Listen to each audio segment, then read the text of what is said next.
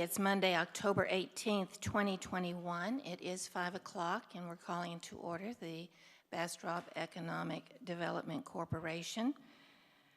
At this time, Angela, do we have any public comments? No, we do not. All right, thank you.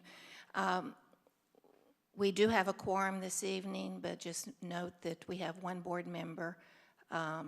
Connie Schrader is not with us this evening, but we do have a quorum, so we'll proceed.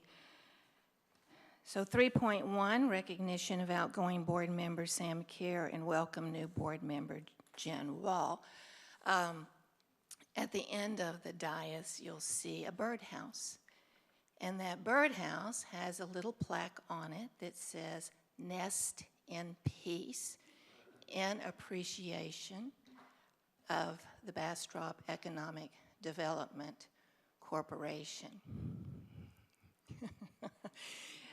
Lo and behold, we have a picture of Sam before us. We are so grateful for the time that Sam has spent with us. He's been our treasurer and secretary. He's been a balance. He's been quite an ombudsman here for the Bastrop Economic Development Corporation and for the community. He recently has moved to Lampasas, so therefore he had to give up his seat. He did not renew.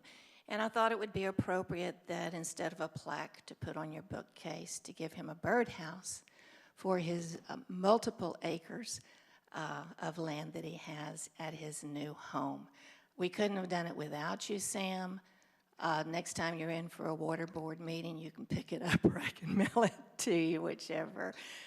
We'll be in touch. I don't want to lose a friend, so I want to stay in touch, and I'd love to hear from other board members appreciation they had for Sam. I couldn't have done it without Sam. The board is, I know I can speak for everyone. We miss him, and we wish him well. Yeah, Sam was definitely a one-of-a-kind person here. He did great work with us, especially with his background in the financial and accounting realm, and very active participant, and he did an excellent job for all of us. So thank you very much, Sam. Really appreciate your service and your help in this area. And I just can't say enough about how much he not only brought sanity quite often to our discussions in financial terms, but when necessary and when appropriate, many times levity as well. So, no. Always. Thanks, Sam. We appreciate it. And thanks, Sam, for everything. Taught me a lot early on when I joined the board, and can second the humor. So, nice level of humor and sarcasm at the right time. So it was a great relief. Yeah. All right. So moving on, and Sam's replacement is Jen Wall. If you joined in on the workshop, we introduced her, but for the public on our monthly meeting, I'd like to welcome Jen. She comes from the tech industry. She works for a company that specializes in cloud platforms. She has a tremendous background in training and is looking forward to getting her chops into the workforce development with good ideas and some momentum. So welcome, Jen. Thank you. I'm looking forward to participating and being an active member of this board.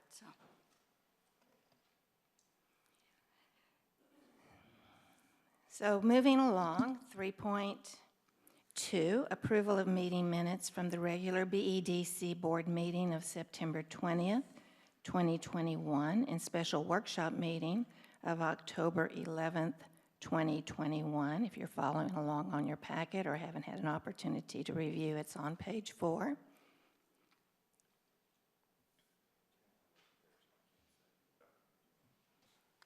I'll move to approve. Do I have a second? Second. Thank you, Jeff. All those in favor? Aye. Those opposed? Passes unanimously.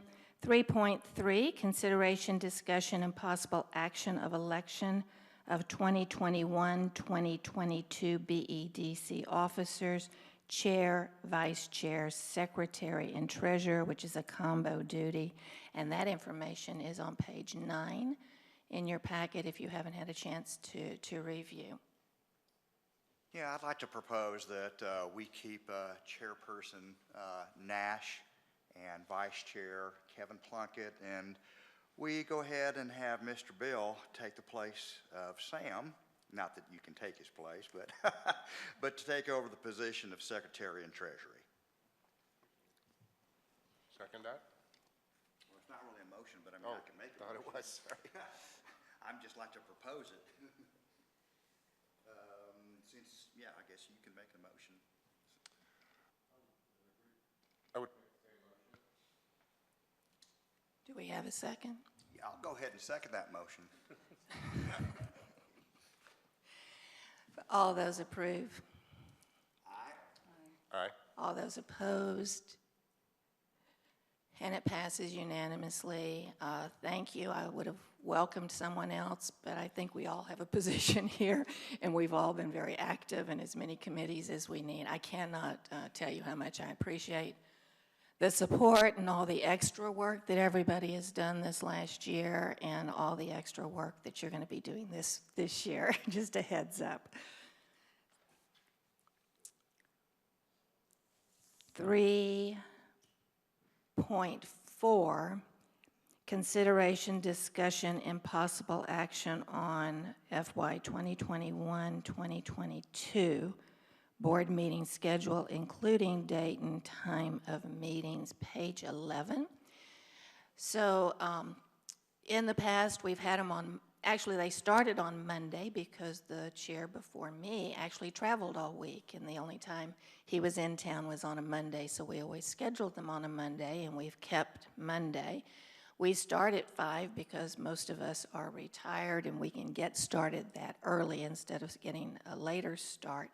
So I don't know what anyone's situation is now, if it still fits with their schedules. Jen, I know that you're a new person on the board, so we want you to chime in. We want to make it convenient for you. And I know, Ron, you've taken on some additional responsibilities, so just, toss it around and we'll go from there. Mondays work just fine for me. 5 o'clock is perfect. I work from home nowadays, so it's very convenient, so I wouldn't recommend a change. Yeah, same here. Mondays work good, and I work at home most of the time as well, so I'd like to keep it on Monday at 5 o'clock, because it does work well. Okay, and then, so I'll just entertain a motion then. I move that we follow the board meeting schedules according to what's presented in the minutes, or in the package. Okay, a Second second. that. Thank you, Jeff. All those approve? Aye. Opposed? Passes unanimously. So we'll keep the Monday. There are some variations where there may be a holiday that hasn't altered. We've altered the date. So just check your packet and go ahead and put them on your calendar. So 3.5 is a presentation on the Bastrop City Council's establishment of Economic Development Policy Directive, presented by Joe Esch of Esch Development Solutions, LLC. His presentation, he has a slide presentation. If you'd like to follow it along in your packet, it's on page 12, along with the proposal.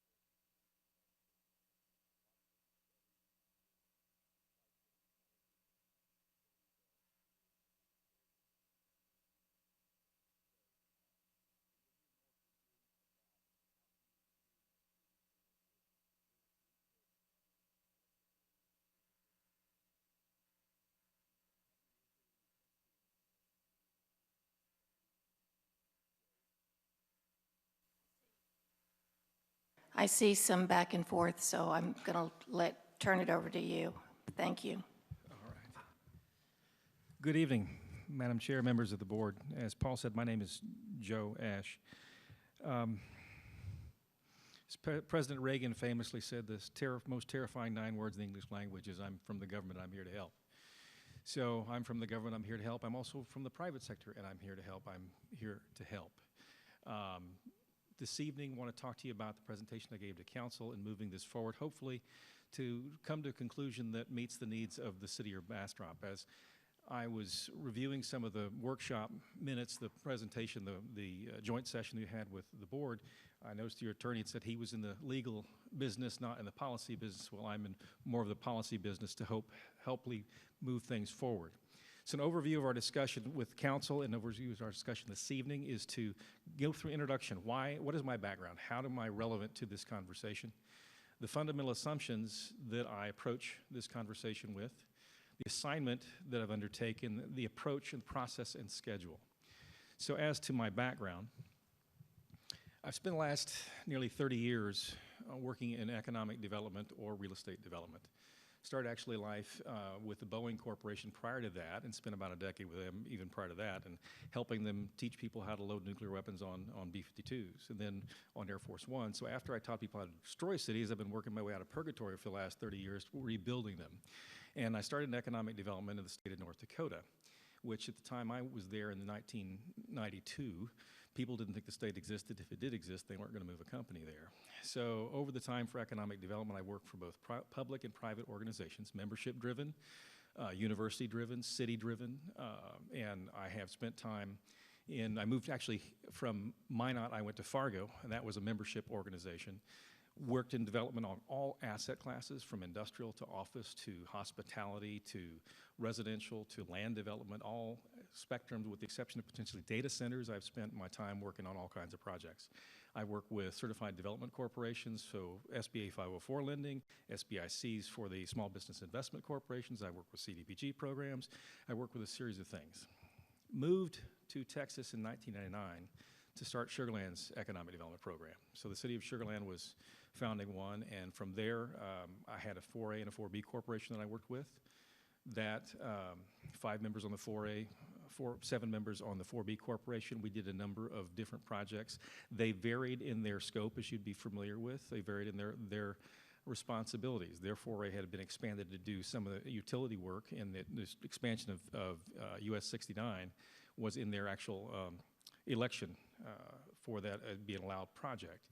From that time frame, I've spent time with TERS, MMDs, a variety of things with projects. Headquarters, did Minute Maid's headquarters, did land development from the folks from Newland Communities and Telfair, worked on their hospitality industry, did the hotel. There's a variety of things that I did with them.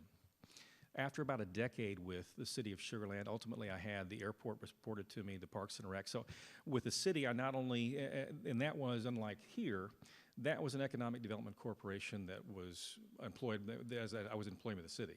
I have seen both sides. I have seen ones where it's independent as it is here, and I've seen them work as employees of the city. It is not a right or wrong thing. It's what meets the needs of the community, and making sure if it meets the needs of the community, then it's right for the community. From there, I left the city in 2010, traveled with a real estate development firm for a number of years. I was leaving on Monday, coming back on Friday, and my kids called me their second favorite father. Wanting to find out who the first one was, I decided to get back in economic development, and so I spent the last 7 years shepherding the city of Missouri City's economic development efforts. Retired in September of last year from TMRS, and since that time, I've had a real estate license for a number of years, working with family investments, and so I've been doing commercial real estate as my main focus. But what I have found and what has happened is I have been engaged to do work with a number of communities, from smaller communities like Needville, doing some contract work with Missouri City, working with Stafford and a few other communities on their needs, whether it is general administration, development agreements, or in this case, economic development. My passion for the work that I do, my passion for what I have found that I enjoy most is with the public sector, because what you do in economic development, what we do in economic development, what cities do affect people's lives far more than a real estate transaction that I am involved with on the private side. So I came to this conversation with a fundamental set of assumptions. As we look toward moving things forward, I realize and I believe that both the city and the EDC seek common goals. Neither one is an adversary in this conversation. They're both interested in quality development of the community. You understand that alignment is important because, as you know, as Janora knows, when a prospect comes to you and they see the EDC, they don't always see a difference between the community and the EDC. So your face is the same. So the face of the city needs to be aligned so that the success can be achieved. It's in the best interest. For the EDC, you were created to support the city's economic development efforts. It's focused on a specific set of goals and objectives that you've adopted in your strategic plan. It's a critical component of the city's economic development efforts, but it's not the entire things that the cities do. The role is not in conflict with the city's as a role as a regulator. In fact, your role is to assist in that process to ensure, and I've said it before to council, if you give up your soul to obtain your goal, what have you gained? And so the economic development is not about making a bad project a good project for the city. It must be a good project to start out with. It makes a good project happen sooner, today versus tomorrow, here versus there, to a higher standard, to a higher quality, to a higher level than it might otherwise occur. For the city's a home rule city. It has all those powers except which the legislature has reserved. It exists to provide a critical list of services to the citizens, to have a well-organized community for the predictable environment, not only for the development community, but also the residents. The city plays a necessary role, the regulatory authority. The development processes make sure they're consistent, their codes are consistent, they're applied consistently. Also, the city's taken a thoughtful process. Whether you agree with some of the things or not, they have adopted a comprehensive land use plan through a public input process and a B3 code. So my assignment from the conversations I've had with the mayor, Mr. Hoffman, is to help the city find policy directive to align the views of the city and the EDC, to make sure as you move forward there's a consistency of thought, make sure that there's an opportunity to make sure that there's an opportunity to achieve the highest and best outcomes for all involved, whether it is the development of your business park or an attraction of a company to wherever it is in the community. The role of the EDC is to support the city's development efforts. The operational relationship between the city and the EDC also is something that we're going to explore. The roles and responsibilities of the board and the staff of the EDC, as well as how it might work intermix with the Development Services Department. My approach is to establish goals, to review the factual and structural elements of the situation on both sides. Have reached out to Janora on some information. I've also reached out to the city to find out more about the B3 code, to find out more about the permitting process, to find out more about the business park, to learn more about the facts associated with the situation. To gather some days your mouth doesn't work. Let me slow down. To gather the opinions and insights from the players. Identify the areas of disagreement, if there are any. To hold a workshop with council to review the economic development fundamentals, to discuss the types of EDC. Some of this was done I recognize, at your joint session. Type B corporations, the pros and cons of the options. Again, it's not focused on any one outcome. It's focused on here are your options. It's not right or wrong. It is about what fits the community the best, moving forward. It's the structural difference in the roles and responsibility between the city and the EDCs. To share input gained from the conversations in a generic fashion, not specifically, but to make sure that the information that we gather through conversations can be productively discussed, and identify the areas for conflict and ways to address it.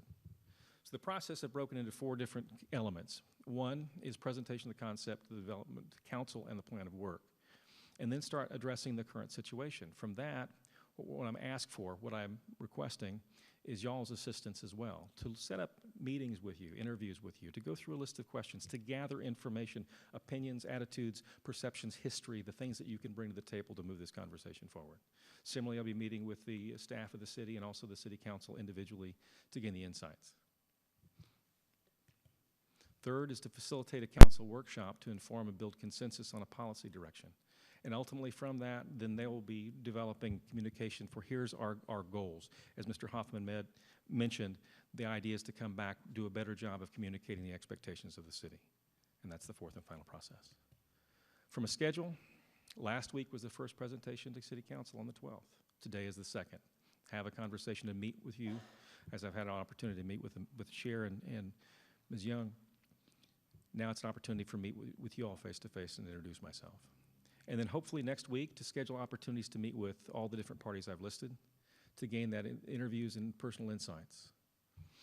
Then coming with a facilitated workshop session next month on the 9th. Then come back. One of the questions that happened when I had a chance to meet with the chair and your director is to say, hey, so this thing's what happens on the 9th? No action takes place. The opportunity is to have a facilitated workshop with City Council on the 9th, get some input, and then come back and report to this board as well as some of the information that they have discussed. Ultimately, then going back in December to the City Council to take forward some things for consideration and action. That is a summary of the process, the approach, the conversation. I'd be happy to take any questions that you may have. While I don't have that right in front of me, are you suggesting that you're going to be able to find out what all the issues are and present it to City Council in 3 weeks?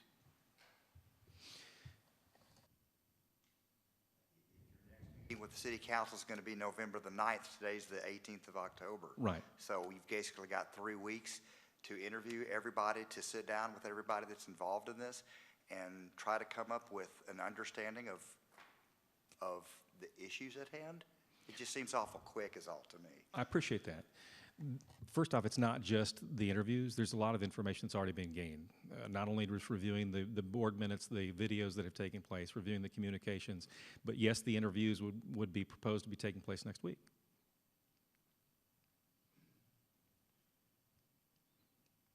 Is this, is your services being, is the city paying for your services? Is the EDC paying for your services? Who is paying for the services? The contract is with the city. Okay. It just seems very quick is all. I mean,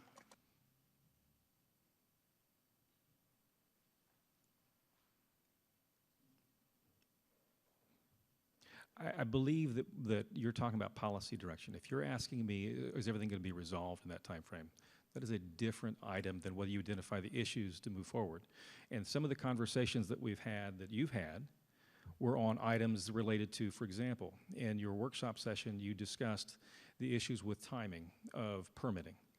Some of those things are all well known. You've already articulated a number of these items. So it's building upon the foundation that you've already laid. If you're suggesting to me that all the issues have not been out, I understand that's where they're trying to get more of them. I'm trying to figure out if there's a whole bunch that hasn't had to be discussed yet as well, publicly, from all your conversations. don't let me be the only one talking here, folks, but I mean, it seems to me that we've been talking about, there are issues, everybody knows there's issues with the process of the responsibilities, roles, and things like that. It just, and we've been talking about it, and we've had our joint meetings and whatnot, which is really good.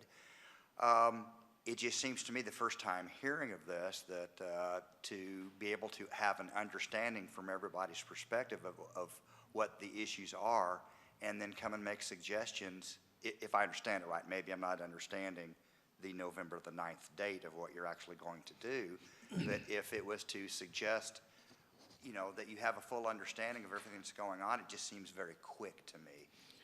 That's all. That's the only One point thing I would suggest, it is not recommendations. Is a facilitated discussion. Here are the things to help with council. Council's also been involved in your conversations.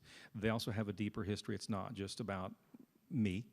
It's not me coming in saying, hey, go do this. That's not what I have commented on. That's not what has proposed. What is a conversation is, here is a work, there's been a lot of conversations that you've had with council. There's a specific series of things that you've brought forward. There are items that they need to discuss from a policy directive that build upon those. It's to gain some of the insights from the experience that I have, as well as the experiences that you relate to me, to help work that facilitated conversation. So council, if council says, on November 9th, we need more information, that's certainly possible. It lays out, if they come to a conclusion to where they feel comfortable, that they could move forward. It also states that they're coming back to you and said, here's some of the things that we've heard. So just as you're not predetermining what the outcome is, you start with a schedule, and then you adjust it if it needs to be adjusted from there. So just for a point of clarification, this might help maybe put things in better context. So, and this will help you as well. So it's been probably almost a year since we have been asking for a facilitator, but we have been asking for a facilitator for a different purpose, and that was to really solve some of the inconsistencies that we come up against with the planning and development piece of the work that we do. So Ron is remembering how we have been wanting a facilitator. You coming forward now is a different facilitation, not with the same scope of work and directed by the council. So he's coming forward not in the way we were asking for a facilitator, but actually solidifying a city economic development directive that they will present to us in alignment of serving the community. So they were two different projects. This has nothing to do with what we had originally wanted, so that might be where some of the confusion is coming in. And it would not preclude additional discussions. It does not preclude the opportunity if there are things that come out of that that need to be addressed. It is not, planning never ceases. Improvement never stops. I would not be worth my salt if I came up here and said, I'm going to solve all your problems in 6 weeks. Doesn't happen. But there can be some strategic alignment that starts a conversation that moves things forward. There is a difference in views on some strategic issues. There are also some different views as I reviewed the joint council workshop on items. There were a number of statements about here's what's wrong with it. In general, those things, there's a lot of specifics that you start to get to when you work through that. For example, it takes too long to get through a development process. Well, that is a general statement. When you start looking at that, do you benchmark against other communities? What is too long? That's a whole different conversation than what we're having in this point. We're talking about the alignment of views. If you want to get into some of those other issues, that's a different element and not necessarily what we're addressing. But it may come out of the conversation. Fair enough? I have another question. When we look in the details of the work plan, you know, as this is a city proposed and a city planned activity, paid for by the city, of course, the original setup and reviews of the presentations and all that are done by you and the city manager, understood. But once the interviews begin to happen and this becomes a joint activity, when I go through the details of the plan of work, again, I only see November 1st draft presentation to the city council provided to the city manager for review. You know, I'm looking at for its consensus and draw together that I would have expected to see either the head of the board of the BEDC and or the director, even if interim director of the BEDC being part of that review, and therefore done, and it even says, you know, possibly with the mayor, including the dry run. You know, why would you not have the BEDC involved in that as an integral part of this program? Why is the BEDC excluded from the reviews of this overall work before it's presented to the city council or even then presented to the city council? From my point of view, you look at this and then at the end, we will be enlightened by this program as opposed to being involved in it. I don't agree with your characterization that you're not involved with it. Well, again, all I'm doing is reading your plan of work, and the BEDC is excluded from the development of the draft, the presentation, the dry runs, where I would expect if we're all leading together to come to a common understanding that the BEDC would be involved with the city manager and the council and or mayor along those lines, at least in a representation.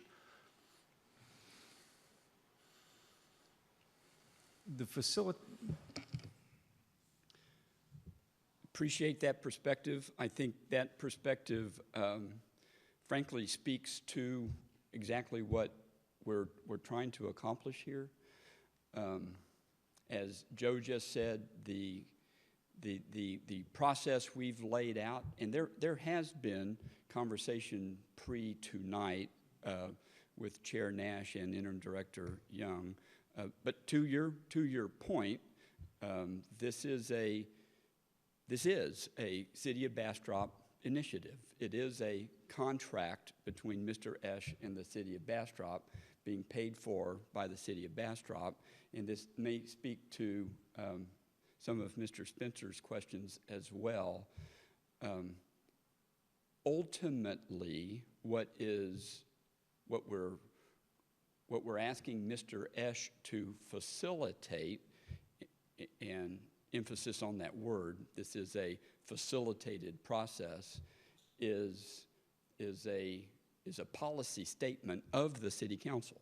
That's what it is. We're not at all suggesting that policy statement is created in a vacuum. In fact, we're, I think, working pretty hard to make sure that Joe has a good sense of what the issues are, and that the board, like I said earlier, collectively and individually has plenty of opportunity to provide input into all of that.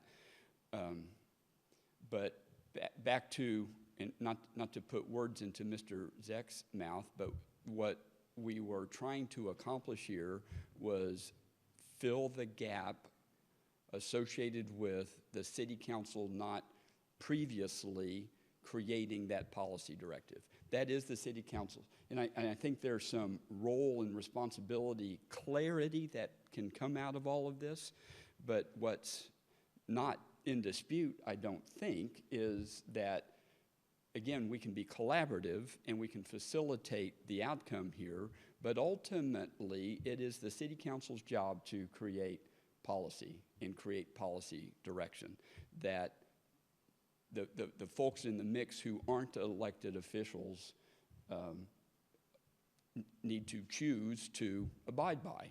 Now, so that does speak to the process we laid out. We laid out a process where we're putting an opportunity for the City Council to do exactly that, and at the same time be collaborative. I think this is an example of the city taking responsibility for what the city hasn't done yet, and that is to create that clear policy directive. So yeah, I actually think it's okay for the city to take those steps to say, hey, here's what's missing from a process standpoint.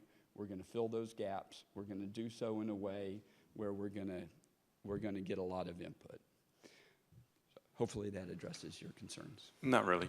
Okay. So again, I'm going to come back to the contract and the plan of work, that things are going to be consolidated, interviews are there, understood, listen to everything that you said. My question will be the same. On November 1st, when a draft of the presentation to the City Council is provided to the CM, which is the city manager, you, right. For review. On November 3rd, the City Council agenda item is completed, that's fine. And on November 5th, a dry run with the city manager and potentially mayor is conducted. So what's obviously missing from my point of view on that is a representation and involvement and assistance of a representative from the BEDC to, for the first time, see what was drawn out of the interviews, because those interviews are from the BEDC members, that I would expect, and what I'm asking, I guess, directly is, could you please have either Catherine Nash or a board member and or that we have the interim director participate in the outcome of that part to validate, clarify. There may be other issues that say, wait a minute, I'm not sure that was right, but consolidate so that the whole thing is prepared, able to go to the City Council, and has the collaborative development work with the BEDC and the city. Okay. And then in that review, that's facilitating the council workshop. So it's to make sure that the input data to the council workshop is also somewhat aligned with the information that we know as a board, and in particular, our board president. Okay. And then from there, of course, then the EDC agenda happens. So I'm not asking that you have an entire BEDC board present, but as your president, a BEDC member present, the mayor, who's part of the council as well, is identified as possibly being present. That's all I'm asking, is just to be part of that, to listen in, to help, to clarify any questions. So that's not the process, you're right, and all I guess I can do at this point is ask that you and the rest of the board keep an open mind here. This process will be very transparent, as evidenced by what will be discussed on November 9th with the City Council, and then on November 15th with the board, and let's see what we come up with. I'm going to choose to be optimistic here. Again, we don't have any particular outcomes in mind other than filling that gap of having solid, well-written, clearly articulated policy direction. I work for the City Council, and so that's what this process reflects, and I actually do think it's okay that the city is driving the process. That doesn't mean we're driving the outcomes, doesn't mean we're leaving out any opportunities for input. So sorry you don't trust the process we've laid out, but I do think at the end of the day, we're going to have a good product. I'm sorry, I did not say I didn't trust the process. Okay. So please don't put those words in my mouth. I did infer that from your comment. So No, if I missed what it- my comments are, and the inferral is not there, my comments are as the interviews are done and the data is collected from the board, that I'm asking if one of the EDC members, either board member or other, would be part of that review to give a fuller, fuller inputs of all the pieces, since that's the data that's being drawn from the EDC members as well. Okay. If that is not desired by the city manager, then that's fine. If that input is not desired, then the answer to that is no, there would not be any BEDC member input in the development of the preparations of the information and or the packet that was used for the facilitated discussion with the city council. Okay. Understood. Okay, I think that's where we are. And I'll just make one comment, Bill, because I questioned the end of the process as well. And I brought that up in our initial meeting. There seemed to be a jump of decision-making that would be a hard pill to swallow if it was just brought back to us. So there's this piece between, dates November 9th or 15th, that I felt that it would be a hurdle to get to that because there would not be a process during that short amount of time in which there would be any sharing or to get to that place that the board would have an understanding of what was happening. So I did address that. I did notice that. I think I just wanted you to know that you were not the only one that noticed that. Madam Chair, as we had that conversation, is that the conversation also on the 9th is a public meeting. There's nothing that's going to be communicated or a discussion with council between then and the 15th that is not a public discussion. Things are Thank you. It does not include involvement, as I was wishing, but the fact that we do know that we have public meetings, and if we choose to be there, we would be there. That's no problem. It was not meant to be an insult, sir. I apologize. Understood, but we also understand that, the process is laid out. If this was just to be swallowed as it is, then it would be dictated. I think part of this was to have a discussion. Part of this is also input on how things are going. And it's very much appreciated. So as you see this, you see a certain level of an exclusion from that roll-up that I think would be an advantage. And, Catherine's comments as well was, be ready, this is coming, tried to include involvement, but if it's the city council or the city manager's choice not to have that, then that's fine. It is their process. We were just trying to help and make sure that we're along with it and not just fettered there at the end, so we're good. I'm okay. I've said my piece. I don't believe it's correct, but I've said my piece. Any additional comments or questions from any board? I would just like to say that as we move forward, constructive as opposed to instructive is how I would like the process to be considered.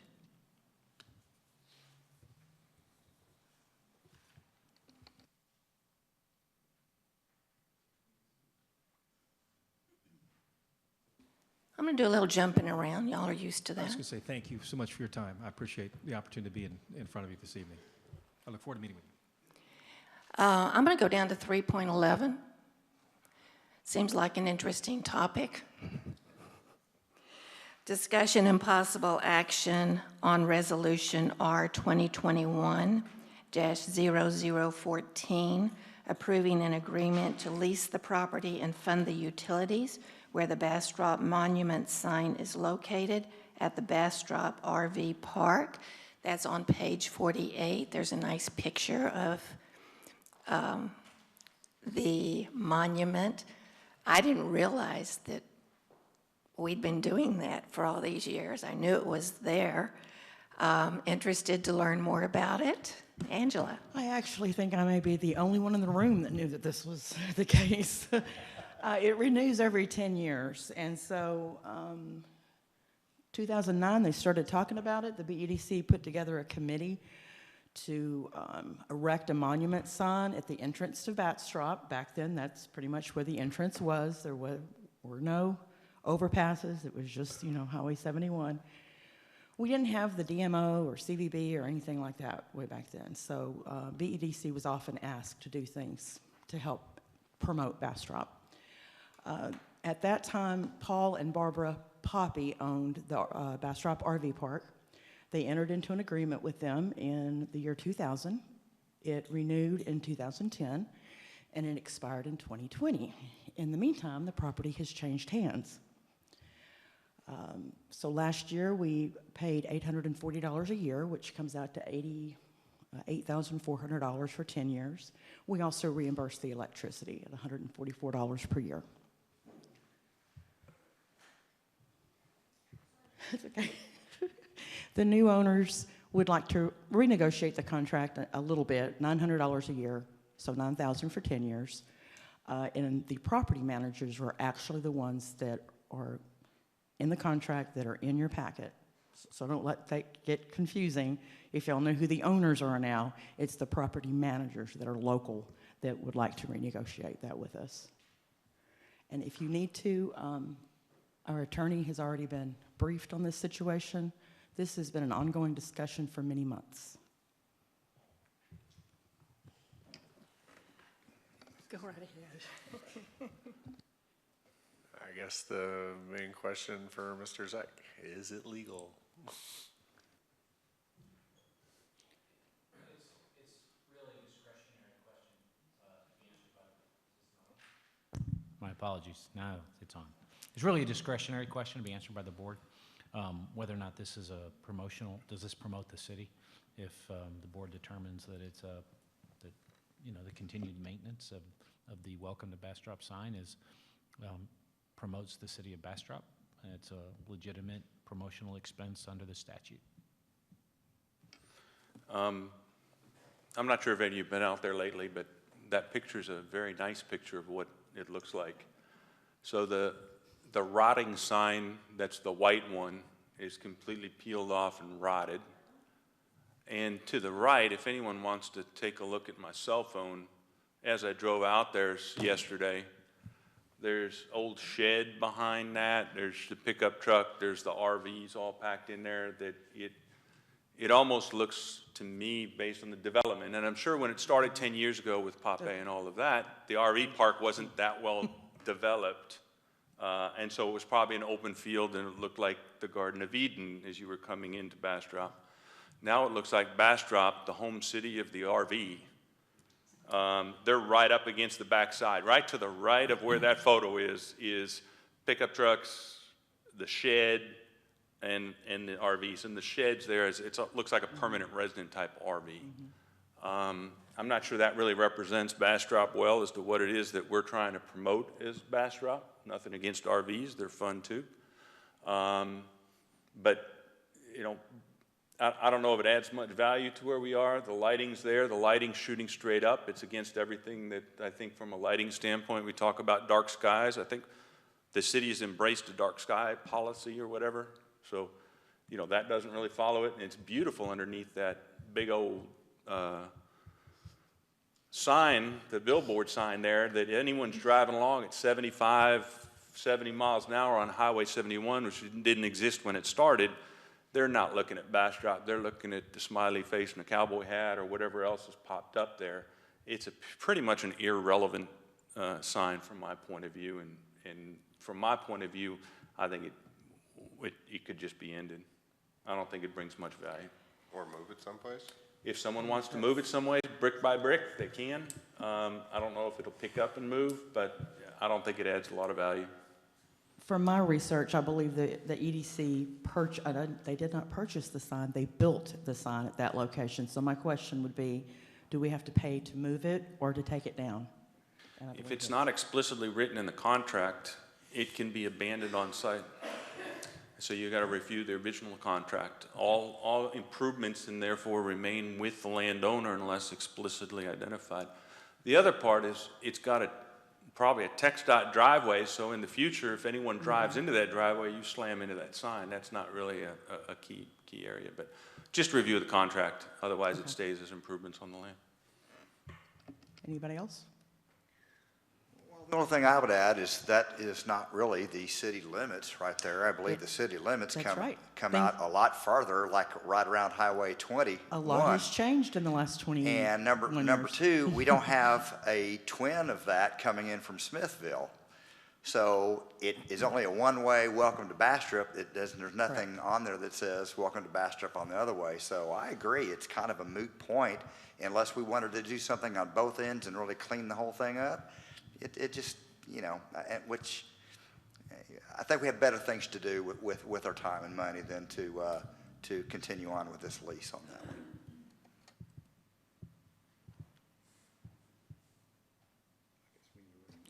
I'll entertain a motion. I make a motion to not renew the contract as proposed in the packet. Do the investigation into demolition if required based on the legal review of the original contract. Do I have a second? I'll second. All those approve? Aye. Any opposed? Passes unanimously. So let's, I'm trying to get all of the executive session things in one lump and take care of the others here.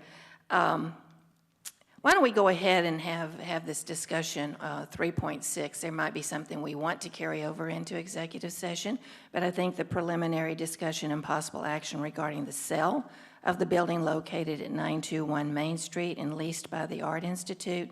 It's page 35 in your packet. And Janora, you're going to walk us through. Yes. Good evening, everyone, Madam Chair, and board members. Let me find my place here. We tried to put this all on one slide, and it won't work. So you have a matrix in front of you or a table in front of you. You've also been given some information, which is presented on 3 separate slides. But 921 Main, I provided on the first page, which is BEDC options and process overviews. The definition of an auction, and in this situation, an auction is live on-site competitive bidding process with online simulcast bidding for buyer convenience, minimizing the risk of losing a bidder who cannot attend the live sale. So if you look under the process, and we can go through each bullet point, but what I will ask you to do is we go through these in all 3 situations, and what we have been addressed or have addressed in the past meetings are 3 options: auction, call for offers, or traditional real estate contract. So when we look at the process, I would ask that you pay particular attention to the final bullet under each item's process. So agreement, in the process, you begin with an agreement to conduct an auction sale. That's executed. The auctioneer markets and advertises the property prior to a live auction. They receive bids, they vet or qualify bidders. They conduct a live on-site simulcast sale on a specified date and time in which the purpose is to sell the property to the highest qualified bidder. If the reserve is met, and I think it's critical to point out, the reserve is only known by the seller and the auctioneer. But if the reserve is met, the seller is obligated to sell the property. If the reserve is not achieved, the seller may negotiate with the highest bidder. And the final bullet, all pre-auction offers are presented to the seller as they are received. So throughout the process, there are, as the marketing, there may be bids coming into the auctioneer which would be presented to the board. In many cases, those are to preempt the audit, or the auction, so that if somebody's trying to give you a bid and say, no, take my bid, we'll stop the auction. That's where those come in, and they're obligated to give it to you. And if you'll note, under that, in bold print, it says, no sale, no out-of-pocket expenses to the seller. That was of concern to the board, is what happens if the property does not trade. Do you have any out-of-pocket expenses? And the answer is no. What about pre-auction offers, if we were to accept them, that we would still owe the auctioneer? If you accept an offer, that's where the fees are broken out on the table that we will go through momentarily. So under call for offers, this is the property is marketed and advertised for sale through a closed bidding process where offers are received by a BDC board approved agent. So they would not come to any of the EDC staff or to board members. You would contract with an agent to conduct a closed bid, or what we call closed bid, but in the real estate world is called a call for offers. And under that process, the agent announces a call for offers, the bid due date, and 30 to 45 days after a representation agreement is executed. So that's your effective date once the representation agreement is signed. Second, the agent's team conducts an initial marketing campaign answering questions for buyers and canvassing the market for active buyers in the area. Third, offers are received and reviewed. Buyers are vetted for their qualifications. And the final bullet, buyers' offers and a summary are presented to the BEDC board for review, questions, counter, or approval. And the same statement is made, no sale, no out-of-pocket expenses to the seller. And finally, under the traditional real estate contract, the property is listed with a real estate agent, broker, or firm. The process, representation agreement executed. That's your effective date. Second, initial marketing period includes posting to MNet, LoopNet, Crexi, and a call campaign or telephone campaign to all active buyers in the market is conducted. Offers are anticipated in 30 to 45 days. And the final, the real estate agent will vet buyers' qualifications as they come in. Individually, they will be presented, offers will be presented to the BEDC board for review, questions, counter, or approval. So that will be an ongoing process throughout. As offers are received, they will come to the board for review. Again, no sale, no out-of-pocket expenses. And finally, if we go to the table. Before we go to Yes, the sir. table, I just kind of going through the processes again. When we look at the call to offer, the key was there is a date out in the future that said all offers are collected at that date, and it becomes a one-day, let's say, event Some people may submit before or after, but once that date hits, the doors close, the mailbox shuts, nothing more comes in. Do we see them as they come in or at that date? In the call to offer, all of those would be collected and brought in by the agent, by our agent. So all of that activity work is done by the agent that we're paying to do that. And then the summary of the status of all of the offers would be presented to us as a single event activity. So that they would do all the groundwork, they would do the background work. When you go into the traditional real estate process, then that means each day or 6 times a day, there's going to be something coming in. And once they post it after marketing, then kind of the floodgates open and things start coming in. And as they come in, that's going to have to go to us at some point in time to be able to make a decision on, do you accept that one or not, or do you wait, or do you hold, or do you, how does that process get managed by the office? That office process will be managed day by day, and sometimes multiple times by day. Am I missing something? If we sell it to one of the closed bids, I'll call them, how does that representation agent get paid? I don't see anything. That's the next page. That's the next page, that's in the table. It'll be in the tables. So Sorry. if you look There it is. under, I'm sorry, yes, sir. So like a real estate commission. Yeah, just like it. Go ahead and see that.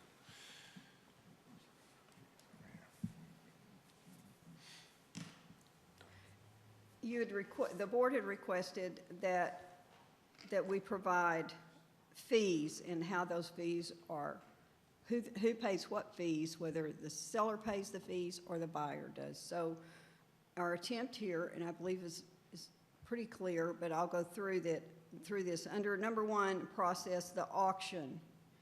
It days to close, that is from the signing of the agreement, approximately 90 days from the time the auction agreement is signed. The reserve is contractual. It is part of your contract. Under fees, the seller pays 7% commission plus 0.75% for title insurance policy. The buyer, under the auction process, pays 5% bidder's fee. The agent pays 2% back, meaning the auctioneer pays 2% towards the buyer's broker commission at closing. And then there are fees that are split between the seller and the buyer, and that's your escrow and recording fees. Those are basically standard.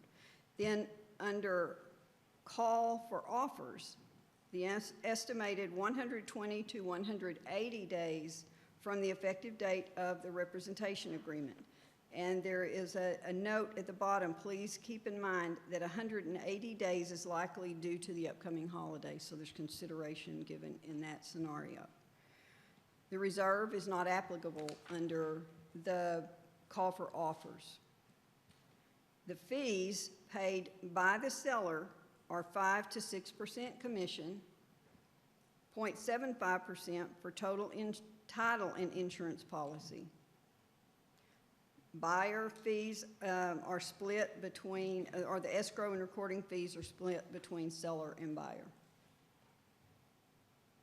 We just have just for clarification, please.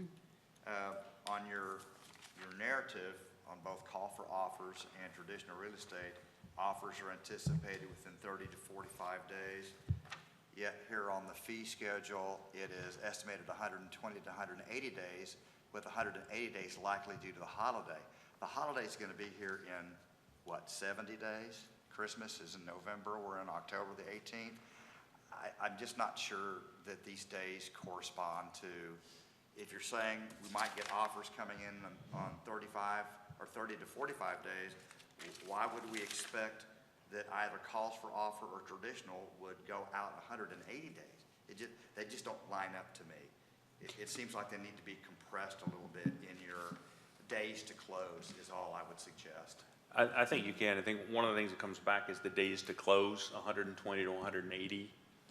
The process is, as it says, you're 30 to 45 days in the call to offer, you're 30 to 45 days in the marketing of it. Mm-hmm. Right. And then you reach the point of the offer and accepting it, and then you've got a certain number of days in order to close, and we have days at the front end to get the contracts and everything ready. So I think it is shorter in the call to offer. Okay. Could be longer in the other, in the traditional. The fastest of all is clearly auction. You just pick a date out there, in 90 days you have the auction and it's done. But I think they reach back, says if it doesn't sell right away, it's still going to be on the market going. So that's why I think the 120 to 180 was presented. But if you want a process that's quickest, it's auction. If you kind of want a process that's least hands-on, incorporated by all of us and the team, it's kind of that call to offer. And then you want the most involvement, then it's the standard real estate. But I think the times are shorter than the 120 to 180. Okay, I think, that's my only thing, Yeah. is that it just seems to be that it was a little bit too spread out Right. based on this Right. verbiage and then this time frame. but the 120, 180 is from the time we start till the time we get a contract with the representative, till the time you do the marketing, till the time you select the offer, to the time you close. Then it is pushing more towards, it could push more towards the 120 days at most. Okay, all right. Thank you. And under the, any other questions? I'm sorry. Under traditional real estate listing, estimated 90 to 180 days from the effective date of the representation agreement. Again, reserve is not applicable. And the seller fees are 5 to 6% of the purchase price and 0.75% of title and insurance policy. Shared fees are the escrow and recording fees between buyer and seller. So it comes down to, I think, the board's appetite, which process you prefer. And I would appreciate a directive or guidance from the board, what you would prefer, and then allow staff to move forward so that we can get this building on the market and do what I believe your goal was, to sell the building. Regardless, they're all national firms. Yes. Yeah. The auction firm is a smaller firm, I will say but they do market nationally.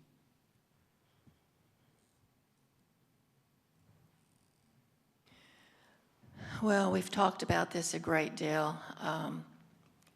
I'll just open it up. Board, get your questions and your thoughts out, maybe as a refresher for where we kind of think this process. I think you pretty much hit it on the head.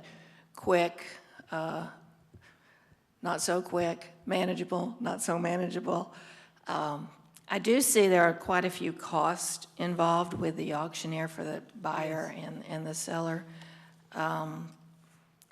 We just want to sell the building, move on. We want to make sure that it's done efficiently, so I'll just open it up for the board discussion.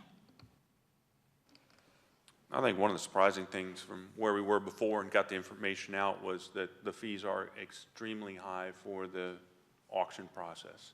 I mean, if we look at just our interest, it's 1% more, maybe 7%. But then the buyers are paying 5%, and I think, Ron, that kind of goes back to your early comments, is what kind of buyers or who's going to be paying that money up front on the purchase, and then that, let's say, discounts the purchase price. So Yeah, the bidders will be sophisticated enough to do that math, otherwise they won't be able to afford the building to begin with, I'm sure. right. The one benefit I see from the auction is, is just the idea of disruption to AI's business in terms of showings and how often that happens and how invasive they are and things like that. I would think that would be limited in the auction scenario more so than the rest, but other than that, I don't know how to quantify that. Okay, to follow along that, just to reply to that, I think when you have a call to offer, you have the same situation. You're going to select 1 day or 2 days to have an available open house or walkthrough to do that. And because everybody's organized, everybody that's going to come up with a bid or going to come up with the offer will already have that information with those days out there. I have spoken with Mr. Crouch, and he is willing to make himself available for any set walkthrough days that we would have on that building. He was one of the project managers for the construction of that, and he knows everything that's in there. So under the first two, you would definitely, be able to set specific days to have a walkthrough, and then that would be arranged with the Art Institute. When you go through the traditional real estate, that one's a little more tricky because almost everybody wants to do a vetting, or they want their own inspector going through and things like that. That's a little bit more difficult to manage, I think. The open house is more of a commercial open house with, muffins and cookies and things on the countertop. It's not going to quite be that easy in this one for traditional real estate.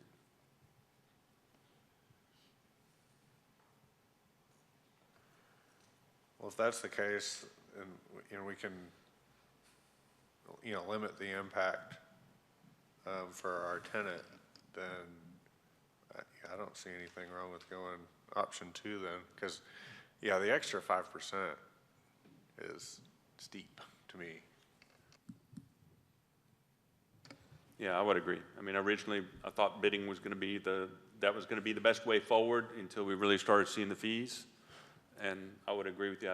I'm leaning much more towards, I think number 2 is going to be the best. I'm actually glad to hear that.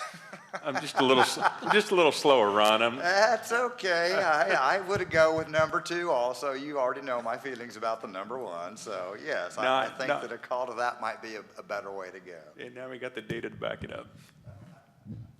Madam Chair, may I throw something in here real quick? If I'm not mistaken, I believe the agreement states that we have to give notice to the tenant within a certain number of days. So you may want to include that in the discussion or the motion or something to make sure that we follow what we're supposed to. Yeah, and to your point, Bill, and also to Kevin, is that when you have a call for offers, you're going to be setting up a preview on specific dates, most likely the weekends where it's not going to interfere with the folks that work there and whatnot. So I think it's a really good idea.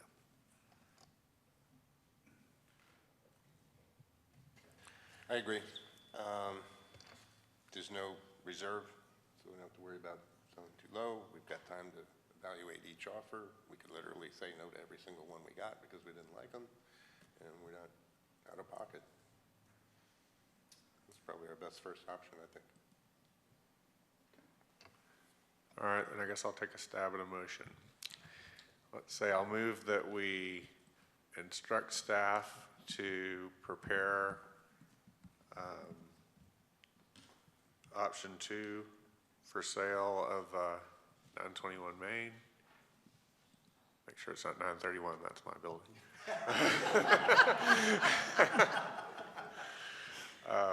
And also make whatever arrangements necessary for the tenant as well.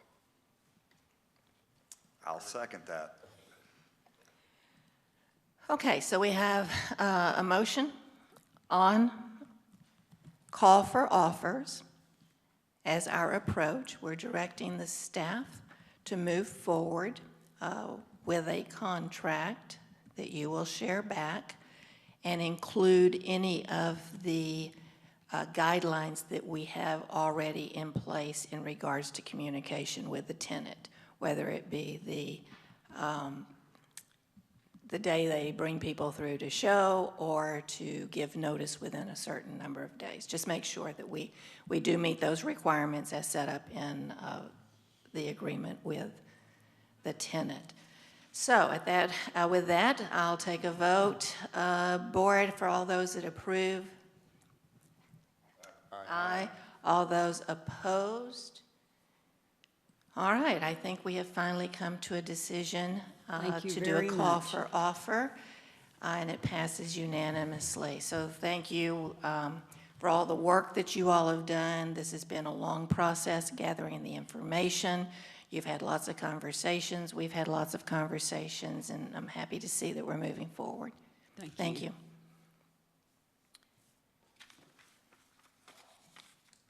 Okay, 3.6, discussion and possible action regarding the, 3.7, discussion and possible action regarding the Main Street agreement by and between the City of Bastrop and the BEDC, page 36. This was previously brought up in the last meeting, and we wanted to identify basically a firm clawback on it.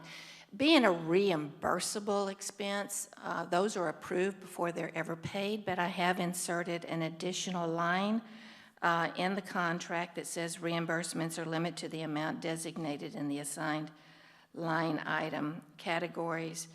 I can't remember where. The funding shall be paid quarterly. I did insert one additional line. Page 40 in your packet. Yeah, page 40. However, it's a reimbursable expense, so as those expenses come in and they're matched up with the categories, they will be approved and sent over to the city for a transfer of funds. If they don't match up, then they won't. If they exceed, then they won't as well.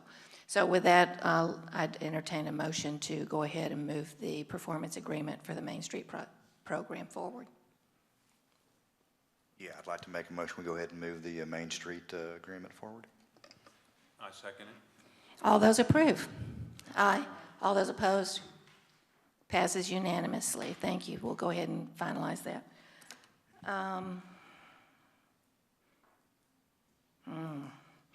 Well, why don't we do 3.9?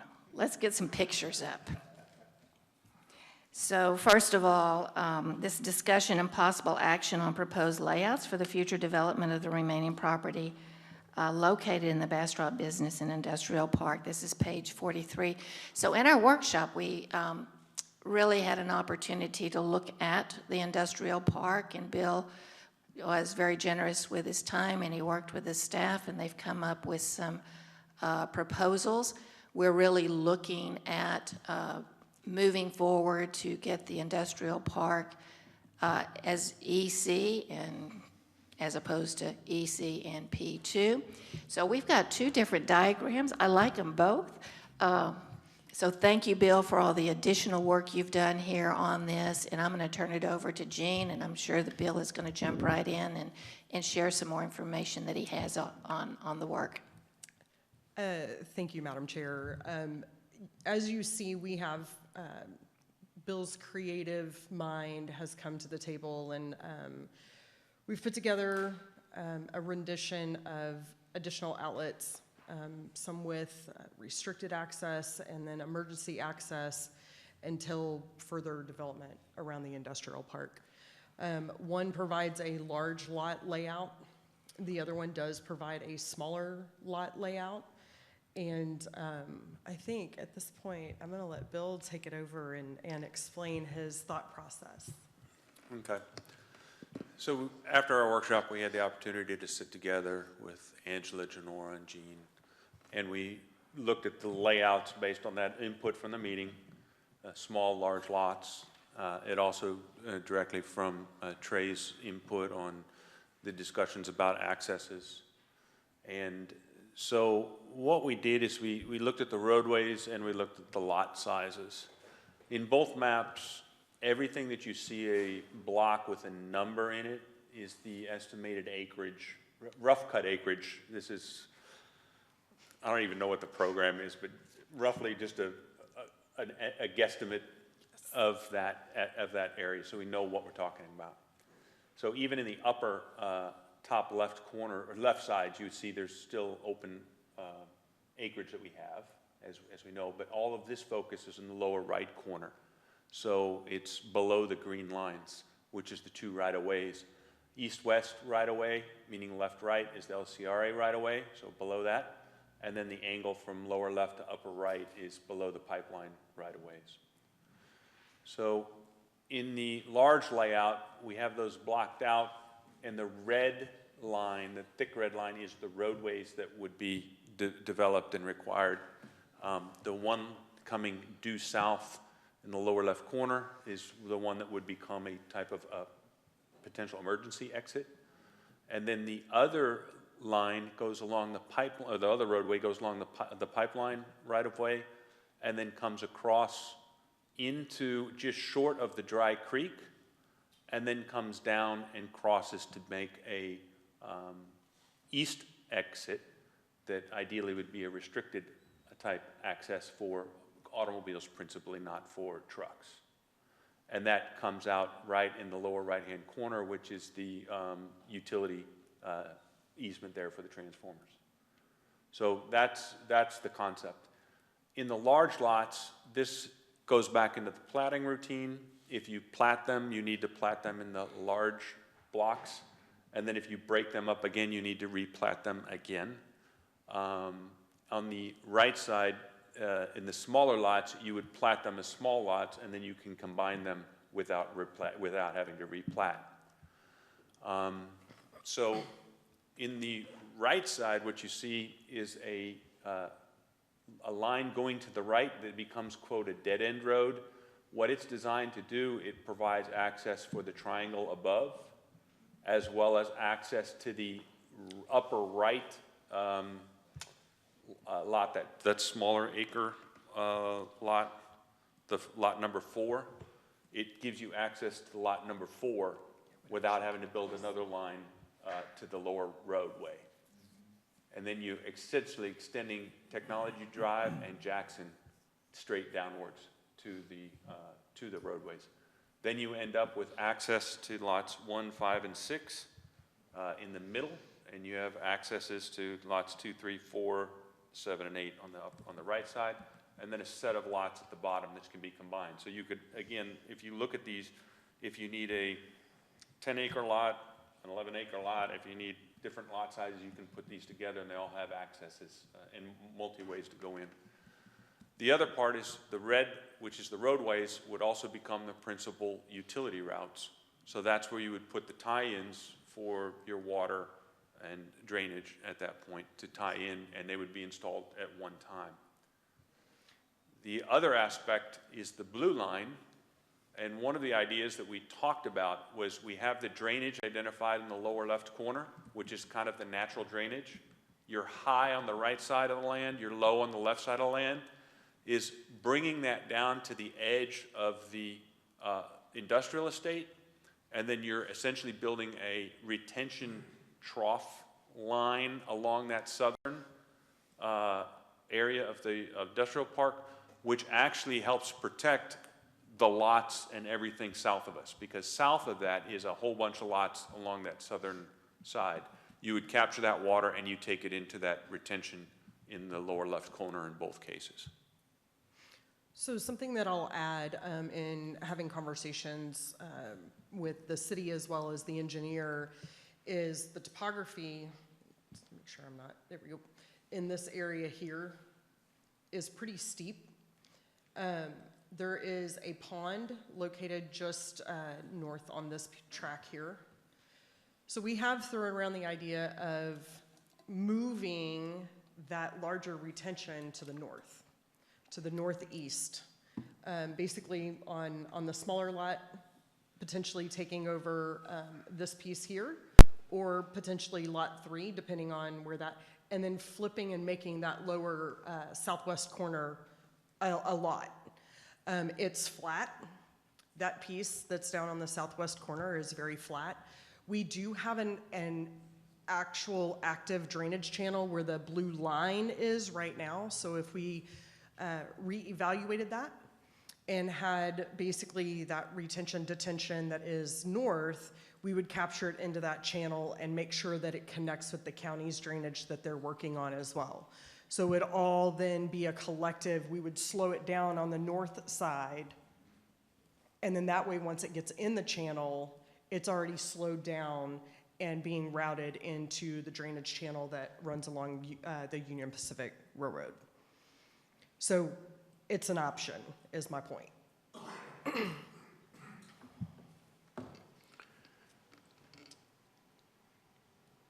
Is it something that needs to be decided now, that flip one way or the other? But I mean, I really like the small lot layout, given the fact that if you need more acreage, it's easier to combine than it is to split. And I also think it just kind of looks more, just think you have more sellable land that way, yeah. And also the difference in the roadway length is 90 feet. Right. So it's actually 90 feet longer on the large lot than the small lot, but in general, it's not really as much of a cost decision factor. It's more of, can we become shovel-ready by already putting in the multiple connections? In the case of the small lot, you would have more tie-in points, but it actually adds more flexibility to a large lot buyer. And once you put them in the first time, it's not that much more expensive to have the multiple connections. It's going to be more difficult to take a large lot and then go back and cut into it later, especially if it's already operational. You'll actually have to take a utility outage to do it. Right, and you're also likely to have some orphaned, odd-shaped pieces of property that way, I think. Yeah.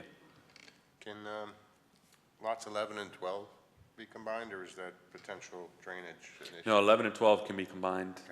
You could actually do 9, 10, 11, and 12 if someone's got an assembly line.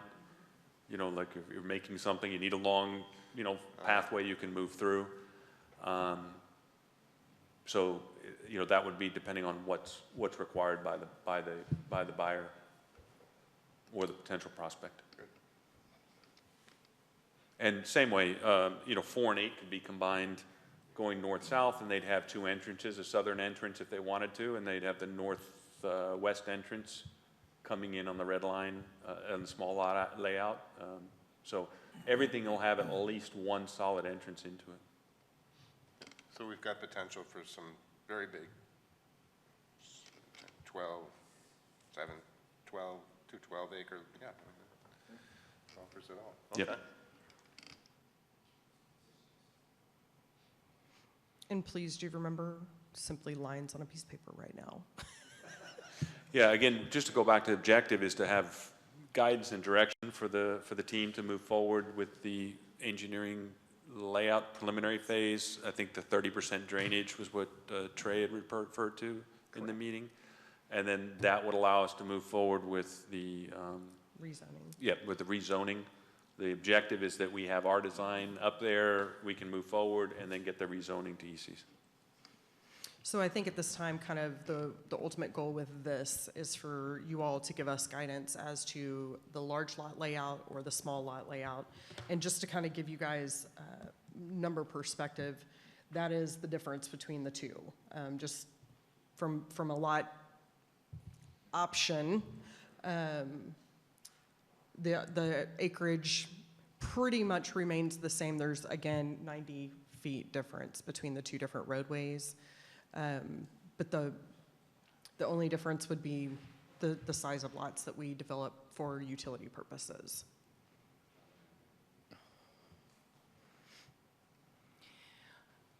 Also, just to refresh our memory here, we would, with either one of these, be able to provide access to MoCA and their property. If you'll just highlight that, Yes, ma'am. Jean, because that's something that's Yes, foremost if you on see, our plans. yeah, if you see here just south of where Jackson Street connects down to the lower part across the natural gas line easement, both options show a connection to the east that just below their property that would allow them to have access from the southern portion.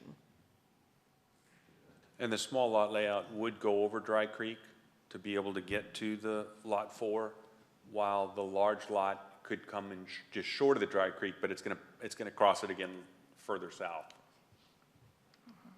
So, I mean, in that essence, we could conceivably proceed on that roadway below the MoCA land. It would be the same in both options. So I have a question. I can get this to work. We had talked last time about the restricted access and whether we were going to put that in there.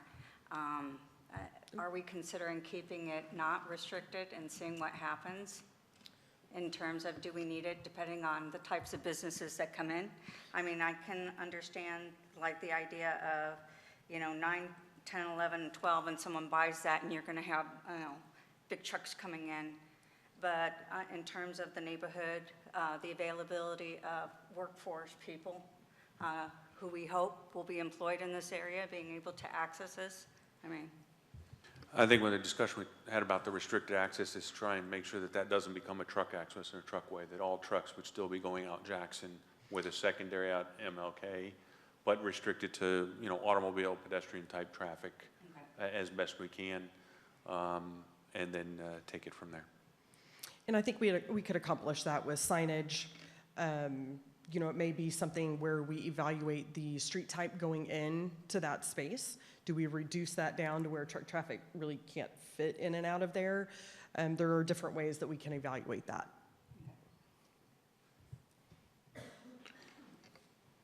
So I'd move that we go ahead with a small lot layout and direct staff to do whatever's necessary to get the zoning concept plan to the city for approval, along with the zoning. Yeah, I'm going to second that motion. All those approve? All those opposed? Passes unanimously. Thank you. Let's go to the second piece of that, which is the engineering piece and the drainage and what is required that goes along with the schematic in order to get this to EC. So that is the, here we go, 3.10, consideration, discussion, and possible action on engaging an engineering firm to assist in preparing a zoning concept scheme for the Bastrop Business and Industrial Park. Go ahead, Jean. Thank you. We have been in discussions with Doucette Engineering, and they would like to work with us and make this happen. They've done some work in previous lives with other firms in our industrial park already, and so they're super familiar with the layout, the topography that we have, kind of the concepts and ideas. I actually think this will be his third rendition of options for the lower part of the park. And so with his knowledge, I think that it's important for us to kind of continue instead of rebuilding from the ground up from a knowledge base. They are proposing, if we go with the simple concept that myself and city staff and the engineer have spoken with, where it's truly just a preliminary concept and we don't have to do a drainage study, we are looking at $5,000 to $7,000. If we do have to do an actual drainage study, it will be more towards the $14,000, and of course, an extended amount of time. I think our goal at this point in time, because we are about a week away from the October 25th timeline to get it on to P&Z, we are, to do it right, I think what we're gonna do is push that to the to the December meeting instead of the November meeting. And that's due to notifying the public and that sort of thing, and that gives our engineer enough time to work through what that needs to look like. So my question may be for Mr. Job in the back.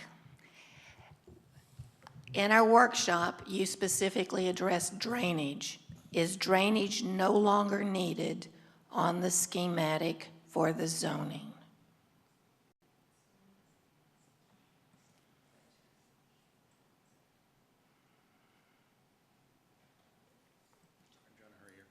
So we actually did speak to Doucette this afternoon just to understand all the questions they were asking. There is a drainage component, but it's a very high level. Let's make sure we don't put this building in a creek kind of drainage. So it's not a full in-depth, what I would say 100% design engineered set of drawings. So there is a drainage component, but it's a lot higher level, which I think made Tracy much more comfortable. So what Jean is proposing is adequate for the zoning EC to move forward?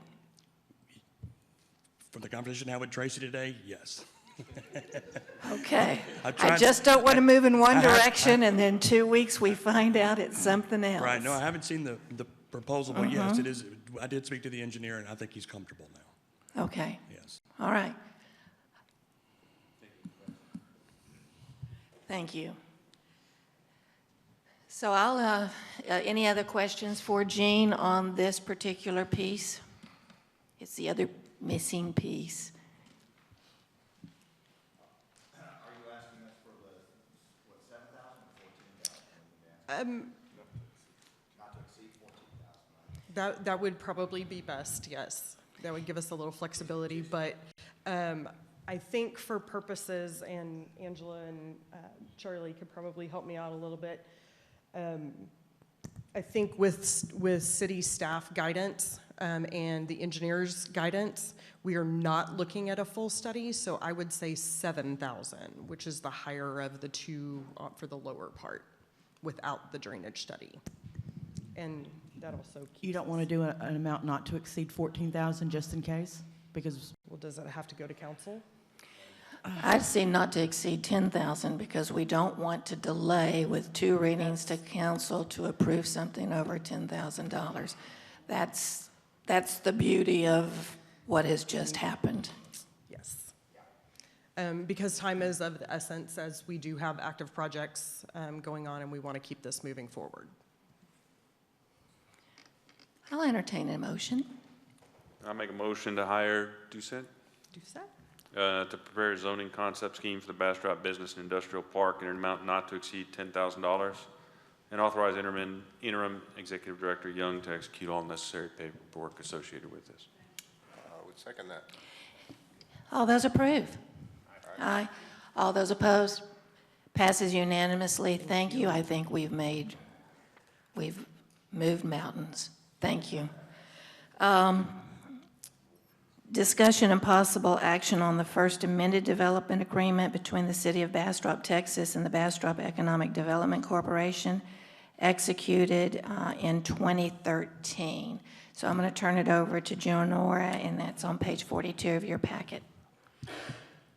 This item is actually back on the agenda for your consideration tonight, and it's something that you discussed at the workshop, and it's my understanding and staff's understanding that it is something that you wanted to workshop on the 5th, so you could either discuss it tonight and or discuss it again, address it again at the workshop, whether or not you want to renew, renegotiate, or how you want to address the agreement between the city and the EDC for the industrial park. Yeah, I'd actually like to push it over to a workshop so we have more time to discuss it. Anybody else? Anybody opposed to that? Oh, I'm good with that. Okay.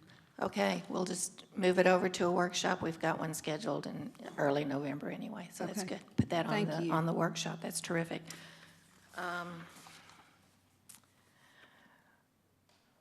Well, why not? Let's do 3.12 before we go into executive session. Receive updates from BEDC staff. BEDC staff will update the board on attended and upcoming meetings and events, including October 11th Board Workshop, Bastrop County Board of Realtors Luncheon Virtual Meeting, monthly virtual meeting with Golden Shovel, biweekly meetings with the city manager and assistant city manager, business retention expansion, international ambassador, meeting, board and commissions banquet, upcoming board workshop, grand opening / ribbon cutting, mixer at the Art Institute. Well, that was pretty much my report, Madam Chair. Very good. Excellent job.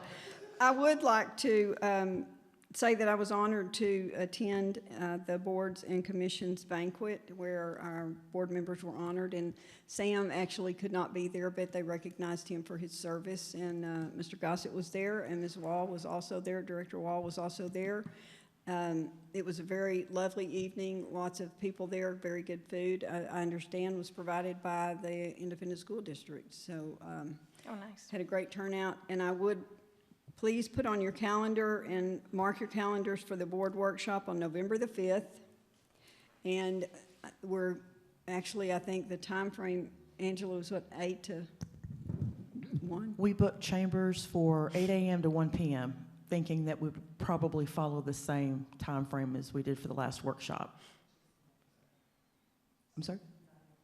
Which was 9 o'clock. We gave ourselves an extra hour for setup this time. Yeah. 9 o'clock. Okay. And then one other upcoming item that is very important is the grand opening and ribbon cutting mixer at the Art Institute, 4:30 p.m. on November 17th. November 17th. I thought it was October. No, it's November. Oh. If it isn't, Because missed the it. 17th is past. Yes. It was yesterday and we weren't there. So, no, it's November 17th. And Yes. is that, And Jean which has something to location is add. that going to be? That's at the Art Institute? So first and foremost, the chamber will have a formal invitation coming out, and as soon as I get that, I will get it to you all. And two, we will be doing a little bit of a tour. So we're gonna start at the 921 Main Building, and then we will end at the Chestnut Street Building, at the Art Guild Building. And there we will also get to see a video and a virtual walkthrough of their new facility out at Spiderwood Studios that they've just completed. And very so cool. we will get to see all 3 spaces, which will be very exciting. Turn on your mic. Yes, the workshop will take place here in council chambers. I'm sorry, the time on that ribbon cutting on the 17th? The ribbon cutting is at 4:30 p.m. And as I stated, we will have a formal invitation that will have all of the specifics as soon as I have that available. Great, thank you. So we'll be going into executive session. Bastrop EDC Board of Directors will meet in a closed and executive session pursuant to the Texas Government Code, Chapter 551, to discuss the following. 1, Sections 551.072 and 551.087, deliberation regarding the commercial or financial information, as well as the purchase, exchange, lease, or value of real property received on projects, South 40, Superglue, and Fiesta. 2, Section 551.072, deliberation regarding the purchase, exchange, lease, or value of real considered being purchased by the BEDC. Section 3, Section 551.071, consultation with attorney regarding lawsuit filed by former Chief Executive Officer Cox against the Bastrop EDC. And 4, Section 551.074, personnel matters, discussion of Chief Executive Officer position. And the time is 6:38.